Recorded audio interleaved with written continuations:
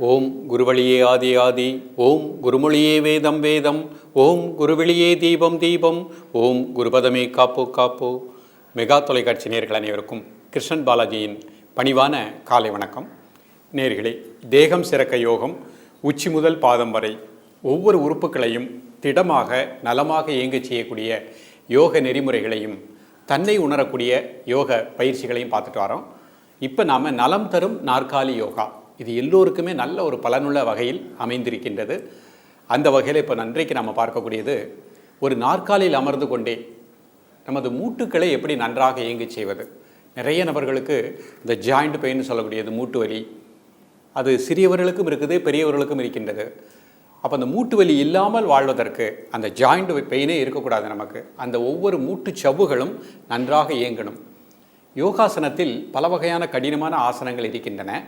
பள்ளி மாணவ பருவத்திலே அதை கற்றுக்கிட்டாங்கன்னா அவங்களுக்கு அந்த ஆசனம் மிக எளிமையாக வந்துவிடும். இப்போ நம்ம சராசரியாக இப்போ பார்க்கக்கூடிய காலகட்டத்தில் ஒரு 30 வயது, இன்னும் சொல்லப்போனால் 25 வயதில் உள்ளவர்களே உடல் பருமனாக இருக்கிறாங்க. அந்த உடல் பருமனின் காரணமாக மூட்டுக்களில் அவங்களுக்கு செவ்வில் தேய்மானம் ஏற்படுகின்றது. அப்போ அந்த மூட்டு தேய்மானம் ஏற்படும் பொழுது அடுத்த கட்டம் அவர்கள் அறுவை சிகிச்சைக்கு செல்கின்றார்கள். இயற்கையாக இறைவன் கொடுத்த அந்த உடலில் வாதம், பித்தம், சிலேத்துமம் மூன்றையும் சமமாக இயங்கணும். அதில் வாதத்தினுடைய தன்மை, காற்றினுடைய தன்மை கரெக்டாக இருக்கணும். அது கரெக்டாக இருக்க செய்யக்கூடிய எளிமையான பயிற்சிகளை நம்ம ஒரு நாற்காலியில் அமர்ந்தே ப்ராக்டிஸ் பண்ணிட்டோம். ஒரு முத்திரை, ஒரு சின்ன யோக பயிற்சி, இது ரெண்டையும் நம்ம கரெக்டாக பயிற்சி பண்ணிட்டோம் அப்படின்னா நம்ம உடம்பில் வாதத்தினுடைய தன்மை சமமாக இருக்கும். அப்போ உடலில் வாதத்தினுடைய தன்மை சமமாக இருக்கும் பொழுது நிச்சயமாக மூட்டுச்சவ்வுகள் நன்றாக இயங்கக்கூடிய நிலை கிடைக்கும். அதற்கு பிராண ஆற்றல் நன்றாக கிடைக்கும். இப்போ நிறைய நபர்களுக்கு மூட்டு வீக்கம் ஏற்படுகின்றது. அந்த மூட்டு வீக்கம் ஏற்படும் பொழுது நடக்க முடியாது. அப்படிப்பட்டவர்களும் இன்றைக்கு நாம் ஒரு நாற்காலியில் அமர்ந்து கொண்டே இந்த பயிற்சிகளை அழகாக நீங்கள் பயிற்சி பண்ணுங்கள். எல்லா ஆற்றலும் நமக்குள்ளே இருக்கின்றது. அந்த நம்பிக்கை தான் வேண்டும். இயற்கையினுடைய இந்த உலகத்து பிரபஞ்சத்தையே இயக்கக்கூடிய அற்புதமான சக்தி, அந்த சக்தி தான் நம்ம உடம்புக்குள்ளேயும் பிராண ஆற்றலாக உயிரை இயக்கக்கூடிய, உயிருக்கு உயிராகிய பிராண ஆற்றலாக உடம்புக்குள்ளே இருக்குது. அதான் ஒவ்வொரு செல்களுக்கும் அந்த உயிரினுடைய தன்மையை, பிராண ஆற்றலை கொடுத்து கொண்டே இருக்கின்றது. அந்த பிராண ஆற்றலை நாம் செய்கின்ற இந்த பயிற்சியின் மூலமாக, இந்த முத்திரைகளின் மூலமாக, இந்த யோக பயிற்சியின் மூலமாக நிச்சயமாக உடல் முழுக்க எந்த பகுதியில் குறைபாடு இருக்கின்றதோ அந்த பகுதிக்கு அந்த பிராண ஆற்றலை நாம் நன்றாக உணர்வினால் செலுத்தி அதை சரி செய்ய முடியும். அந்த உடல் தன்னைத்தானே பாதுகாத்து கொள்ளும். அப்போ உடல் தன்னைத்தானே பாதுகாத்து கொள்ளும் அப்படின்னா எதற்காக பயிற்சின்னு நீங்கள் நினைக்கலாம். மனம் சாந்தமாக அமைதியாக இருந்தால் உடல் உள்ளுறுப்புகளில் எந்த ஒரு பிரச்சனையும் இருக்காது. அதேபோல் நம்ம எடுக்கக்கூடிய உணவு, பசிக்கும் பொழுது உண்கின்ற ஒரு பழக்கம், அந்த பழக்கத்தை கரெக்டாக பசி அறிந்து சாப்பிடக்கூடிய பழக்கம், இது இருந்துச்சுன்னா நமக்கு உடம்புல எந்த ஒரு வியாதியும் இருக்காது. ஆனால் நமது பழக்க வழக்கங்கள், நமது மனோநிலைகள் இவை எல்லாமே இன்றைக்கு மாறுபட்டு விட்டன. ஒரு பதட்டம், ஒரு டென்ஷன், ஒரு கோபம், ஒரு பரபரப்பான உலகில் வாழ்ந்து கொண்டிருக்கின்றோம். அப்போ மனதில் ஏற்படுகின்ற அந்த மாறுபாடுகள் உடலிலும் ஒரு சில பிரச்சனைகளை மாற்றுகின்றது. சில சுரப்பிகள் ஒழுங்காக சுரக்காத நிலை ஏற்படுகின்றது. அதற்கு தான் இந்த யோக பயிற்சி. இந்த பயிற்சி செய்யும் பொழுது உடல், மனம் இரண்டையும் பக்குவப்படுத்தி தனக்குள் இருக்கக்கூடிய 5வது அடுக்கில் இருக்கக்கூடிய ஆத்ம சக்தியில் ஒன்றிணைத்து அந்த சக்தியை பெற்று மனமும் பக்குவமாக இருக்கும், உடலும் வளமாக இருக்கும். உடலில் எந்த பகுதியில் பிராண ஆற்றல் குறைந்திருக்கின்றதோ அந்த பகுதிக்கு பிராண ஆற்றலை செலுத்தக்கூடிய ஒரு பயிற்சிகளைத்தான் நமது குருமார்கள், நமது ரிஷிகள், பகவான் ஸ்ரீ பதஞ்சலி மகரிஷி தனது அஷ்டாங்க யோகத்தில் அமைத்து கொடுத்துள்ளார். இதை நம்ம என்ன பண்ணுறோம், இன்றைய காலகட்டத்துக்கு ஏற்ப எப்படியாவது மனிதர்களை நோயில்லாமல் வாழ வைக்கணும். அவர்களுடைய வாழ்க்கை வளமாக இருக்கணும். அவர்களுடைய ஒவ்வொரு உறுப்புகளில் ஏற்படுகின்ற குறைபாடுகள் நீக்கப்பட வேண்டும். அப்படி பார்க்கின்ற பொழுது ஆராய்ச்சி பூர்வமாக ஒவ்வொரு பயிற்சிகளையும் கொடுக்குறோம். இந்த பயிற்சிகளை ப்ராக்டிஸ் பண்ணி இன்றைக்கு எவ்வளவோ அவர்கள் மூட்டு வலி இல்லாமல் வளமாக வாழ்ந்து கொண்டிருக்கின்றார்கள். நமக்கு மூட்டு வலியும் வரக்கூடாது, மூட்டு தேய்மானம் வரக்கூடாது, மூட்டு சவ்வுகள் நன்றாக இயங்கக்கூடிய நிலை கிடைக்கணும், மூட்டில் வீக்கம், வாதம் வரக்கூடாது. அப்போ இதெல்லாம் வராமல் இருப்பதற்குரிய ஒரு எளிமையான பயிற்சிகள் தான். உங்களது ஆரோக்கியத்திற்காக, நமது உடல் ஆரோக்கியம் முக்கியமானது அப்படிங்கிறதற்காக காலையில் எழுந்தவுடன் பல் விளக்கிட்டு ஒரு டம்ளர் வாட்டர் சாப்பிட்டுட்டு ஒரு நாற்காலியில் அமர்ந்து கிழக்கு முகமாக காலையிலும் மாலையில் மேற்கு முகமாகவும் இந்த பயிற்சிகளை பண்ணிகிட்டே வாங்க. நிச்சயமாக உடம்பில் வாதத்தினுடைய தன்மை, காற்றினுடைய தன்மை முதல்ல சமமாக இருக்கும். அப்போ அந்த காற்றினுடைய தன்மை கரெக்டாக இருக்கும் பொழுதே மூட்டுக்கள் நன்றாக இயங்க ஆரம்பிச்சிடும். அப்போ நம்ம செய்கின்ற இந்த முத்திரைகள் மூட்டுச் சவ்வுகளை நன்றாக இயங்க செய்கின்றன. அதில் ஈரப்பதம் குறைகின்ற பொழுது தான் நமக்கு ஒரு சில பிரச்சனைகள் ஏற்படுகின்றது. அப்போ இந்த மூட்டுச் சவ்வுகளுக்கு பிராண ஆற்றலை கொடுக்கக்கூடிய சிறப்பான முத்திரைகள், சிறப்பான எளிமையான யோக பயிற்சிகளை, அதனுடைய செயல்முறை விளக்கத்தை இப்பொழுது தெளிவாக காண்போம்.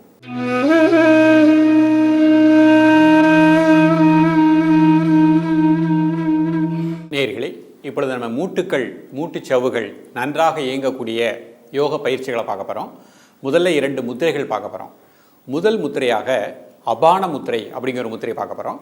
இந்த முத்திரை செய்வதற்கு முன்பாக இவ்வாறு நிமிர்ந்து அமர்ந்துக்கிடணும். கண்களை மூடி இயல்பாக நடக்கக்கூடிய மூச்சில் கவனம் செலுத்துங்கள். ஒரு 10 வினாடிகள்.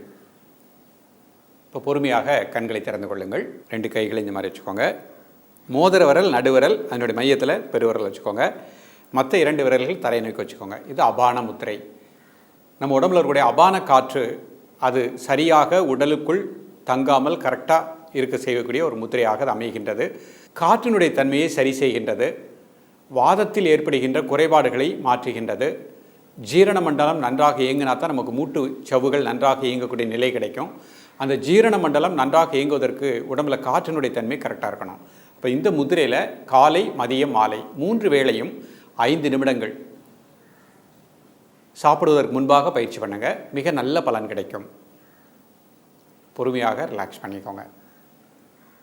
இப்போ அடுத்த ஒரு முத்திரை பார்க்க போகிறோம். மூட்டுக்களை நன்றாக இயங்க செய்வதற்கும் வாதத்தினுடைய தன்மை கரெக்டாக இருப்பதற்கும் வாயு முத்திரை அப்படிங்கிற ஒரு முத்திரை பார்க்க போகிறோம்.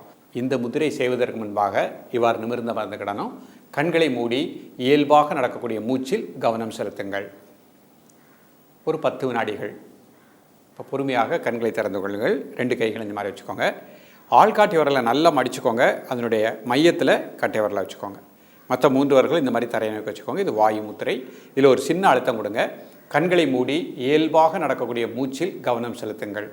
இந்த முத்திரையையும் காலை, மதியம், மாலை 3 வேளையும் சாப்பிடுவதற்கு முன்பாக 5 நிமிடங்கள் பயிற்சி பண்ணுங்க. மிக அதிகமாக மூட்டு வலி உள்ளவர்கள் 1 மணி நேரத்திற்கு ஒரு முறை 2 நிமிடங்கள் இந்த முத்திரையை ப்ராக்டிஸ் பண்ணலாம். மிக நல்ல பலன் கிடைக்கும். 3 வேளை தொடர்ந்து பயிற்சி பண்ணிகிட்டே வரணும். பொறுமையாக கைகளை ரிலாக்ஸ் பண்ணிக்கோங்க. நார்மலாக உட்காந்துக்கோங்க. இப்போ இந்த 2 கால்களையும் சேர்த்து வச்சுக்கோங்க. 2 கைகளையும் முட்டி மேலே இந்த மாதிரி வச்சுக்கோங்க. வச்சுட்டு நிமிர்ந்து உட்காந்துட்டு மெதுவாக மூச்சை உள்ளழுங்க. மிக மெதுவாக மூச்சு வெளிய விடுங்க. ஒரு 5 முறை.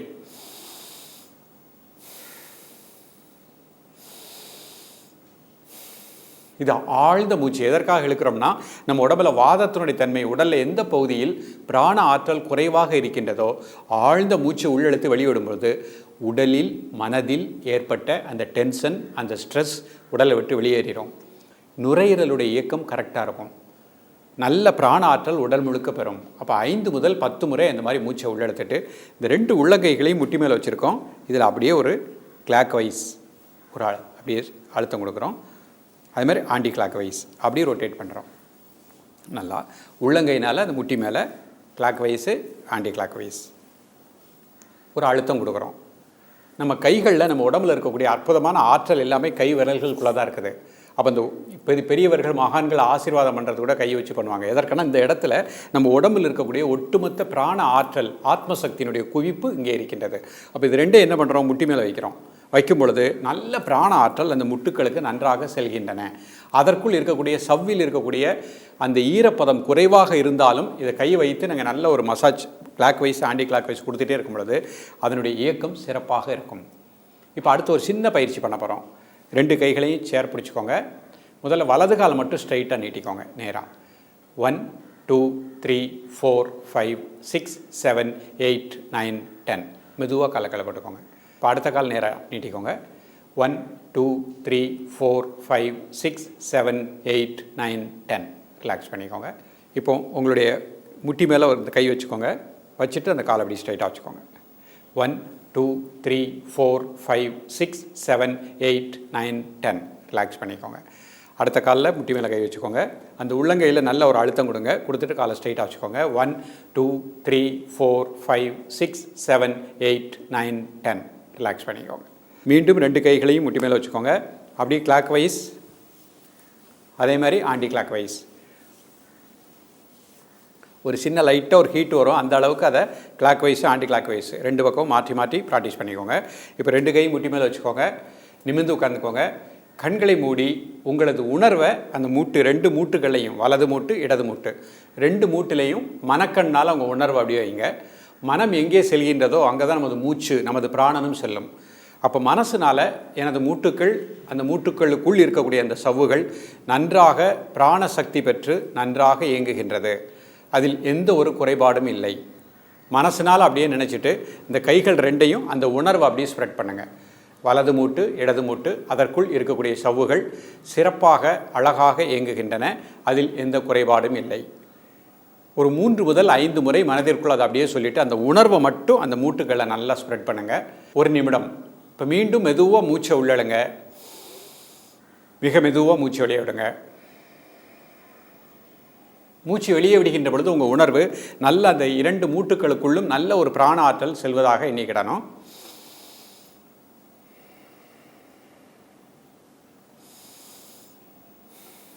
ஒரு 10 முறை அந்த மாதிரி மூச்சை உள்ளெழுத்து மூச்சை வெளியே விட்டுட்டு மூச்சை மட்டும் கவனம் செலுத்துங்கள். மூச்சு உள்ளே போகிறது, மூச்சு வெளியே வர்றது. இது ஒரு எளிமையான தியானமாக மாறுகின்றது. மனிதனுடைய மனதில் அழுத்தங்கள், அந்த ஸ்ட்ரெஸ் இருக்கும் பொழுது உடம்பில் வாதத்தினுடைய தன்மை மாறுபடும். உடம்பில் வாதத்தினுடைய காற்றினுடைய தன்மை கரெக்டாக எல்லா பகுதிக்கும் செல்லாது, தடை ஏற்படுகின்றது.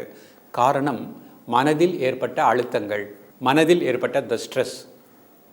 அப்போ அந்த வாதத்தினுடைய தன்மை மாறுபடுகின்ற பொழுது தான் மூட்டுச்சவுகளுக்கு பிராண ஓட்டம் செல்வது தடை ஏற்படுகின்றது. அப்போ பாருங்கள், எல்லாவற்றிற்குமே மருந்து நம்ம கையில் இருக்குது, நம்மிடமே இருக்கின்றது. நமக்குள் இருக்கக்கூடிய பிராண ஆற்றலை பயன்படுத்தி, நமது மனதை பயன்படுத்தி, நமது எண்ணத்தை பயன்படுத்தி, நமக்குள் ஒரு நம்பிக்கையை ஏற்படுத்தி கொண்டு இந்த பிரபஞ்சத்தில் இருக்கக்கூடிய சக்தியின் மூலமாக நிச்சயமாக இந்த மூட்டு வலிக்கு நாம் முற்றுப்புள்ளி வைத்து விடலாம்.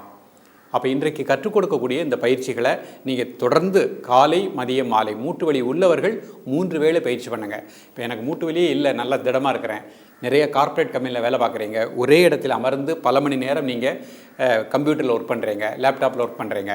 அப்போ உங்களுக்கு உடல் இயக்கம் கம்மியாக இருக்கும், இரத்த ஓட்டம் கம்மியாக இருக்கும். அப்படிப்பட்டவர்கள் நாற்காலியில் அமர்ந்துக்கிட்டே நேரம் கிடைக்கும் பொழுது 2 மணி நேரத்துக்கு ஒருக்க இந்த பயிற்சியை பண்ணுங்கள். இந்த முத்திரை பண்ணுங்கள், இந்த ஒரு சின்ன பயிற்சி பண்ணுங்கள். நல்லா டீப் இன்ஹேல் டீப் எக்ஸேல் பண்ணுங்கள். உங்களுக்கு நல்ல சுறுசுறுப்பு கிடைக்கும், உற்சாகமாக இருக்கக்கூடிய நிலை கிடைக்கும். ஸோ மூட்டு வலி இல்லாமல் வாழ்வதற்கு இந்த பயிற்சிகளை தொடர்ந்து ப்ராக்டிஸ் பண்ணுங்கள். நேயர்களே, நமது மெகா தொலைக்காட்சியில் நிறைய நபர்கள் கடிதங்களாகவும் கேட்டிருக்காங்க, இமெயில் மூலமாகவும், அதே மாதிரி யூடியூப்பில் சேனல் பார்த்துட்டு அதில் அவங்களுடைய கமெண்ட்ஸ், அவங்களுடைய கேள்விகளை கேட்டிருக்காங்க. அதற்குரிய விளக்கங்களை இப்பொழுது தெளிவாக காண்போம்.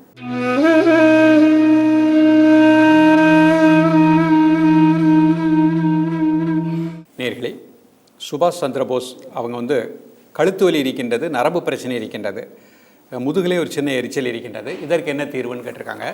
நம்முடைய மெகா தொலைக்காட்சியில் ஏற்கனவே கொடுத்துருக்கோம். கழுத்து வலி உள்ளவர்கள் சூன்ய முத்திரை, நடுவிரல் மடிச்சுக்கோங்க, அதனுடைய மையத்தில் பெருவிரல் வச்சுக்கோங்க. இது சூன்ய முத்திரை. காலை மதியம் மாலை 3 வேளையும் 2 நிமிடம் முதல் 5 நிமிடங்கள் ப்ராக்டிஸ் பண்ணுங்கள். மிக நல்ல பலன் கிடைக்கும். அதேபோல் முதுகில் எரிச்சல் இருக்குன்னு சொல்லியிருக்காங்க, அனுசாசன முத்திரை இந்த மாதிரி வச்சுக்கோங்க. இந்த முத்திரையை ப்ராக்டிஸ் பண்ணிகிட்டே வாங்க.